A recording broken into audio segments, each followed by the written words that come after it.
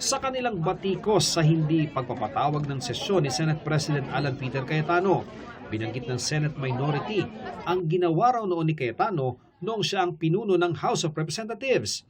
Sa pahayag ng minorya, lehitimo raw ang tanong kung inuulit daw ba ni Cayetano ang nangyari noon nang tumanggi itong bumaba at i-convene ang Kamara nang hindi na raw siya sigurado sa bilang ng kanyang mga taga-suporta.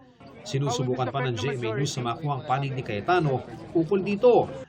Ang tinutukoy ng minorya ang naging krisis noon sa liderato ng Kamara noong 2020 sa ilalim ng Administrasyong Duterte.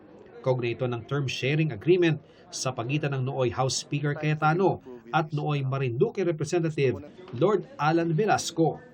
Sa ilalim nito, upong Speaker ng 18th Congress si Cayetano sa loob ng 15 buwan at papalitan ni Velasco sa susunod na 21 buwan. Pero nang palapit na ang napagkasundo ang palitan ng liderato, payag man daw si Cayetano na bumaba, iba naman daw ang gusto ng kanyang mga taga-suporta. I'm offering my resignation here and now. Pasensya na po, Speaker Alan, but I object to your offer of resignation.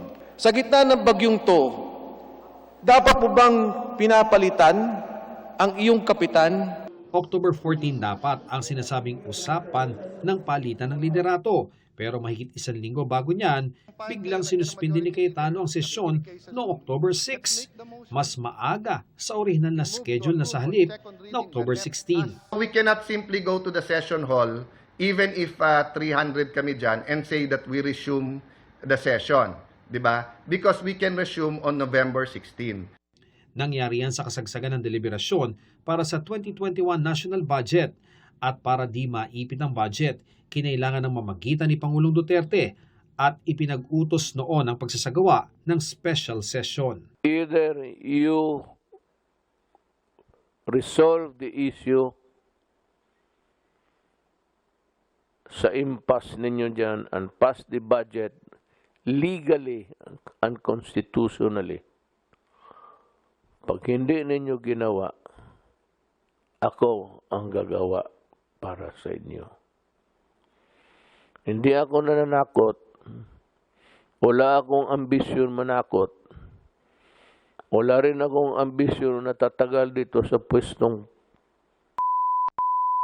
to na puro problema. Frustrated siya, galit siya, kasi kita mo naman, sabi nga niya sa akin, Lord, hindi lang ikaw napahiya, tayong dalawa.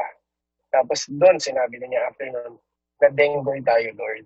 So, kitang-kita naman natin, actually, nagulat nga ako sa words ni Pangulo.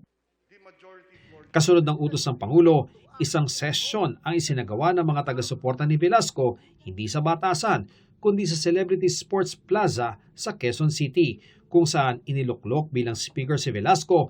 I respectfully nominate Representative Lord Alan Velasco for the position of Speaker of the House of Representatives. I so move. Ako'y nagpapasalamat sa ating mahal na Pangulo.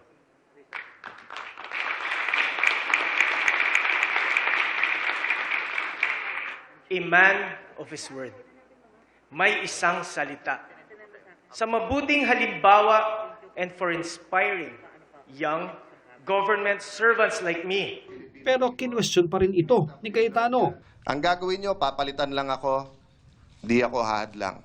But you try to burn this house down, you're in for one hell of a fight. Nang magtungo nga ang kampo ni Velasco sa Kamara kinabukasan, saradong pinto ng plenary hall ang kanilang dinatnan.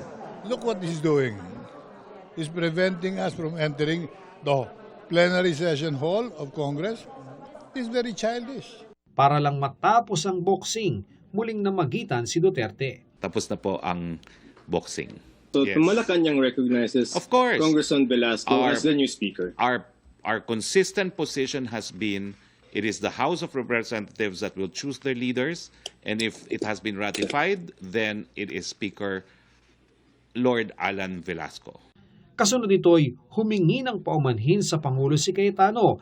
Ang pagkakaintindi raw niya kasi, Siya ang upong speaker hanggang matapos ang deliberasyon ng 2021 budget. Mr. President, if I made a mistake, mali ang reading ko, misunderstood ko na gusto mong ituloy at tapusin ko ang budget, ako'y humihingi ng paumanhin. Hindi ko intention, never, na hindi ka sundin. Ian Cruz, Nakatutok, 24 Oras.